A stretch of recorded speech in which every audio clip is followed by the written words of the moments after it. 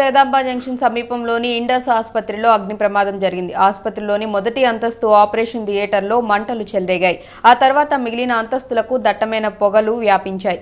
సమాచారం అందుకున్న అగ్నిమాపక సిబ్బంది ఘటనాస్థలికి చేరుకొని మంటలను అదుపులోకి తెచ్చారు. ఆసుపత్రిలోని సుమారు 40 మంది రోగులను అంబులెన్స్లలో వివిధ ఆసుపత్రులకు తరలించారు.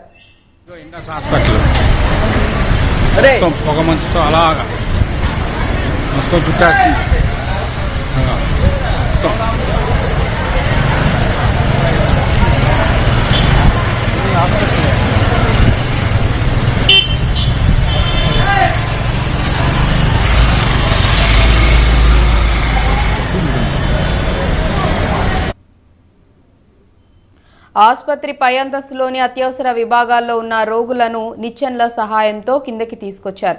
ఈ ప్రమాదంతో రోగులు వారి బంధువులు భయభ్రాంతులకు గురయ్యారు. షార్ట్ సర్క్యూట్ కారణంగా ఆసుపత్రి మొదటి అంతస్తులో ఈ ప్రమాదం జరిగినట్లు విశాఖ సిపి రవిశంకర్ తెలిపారు.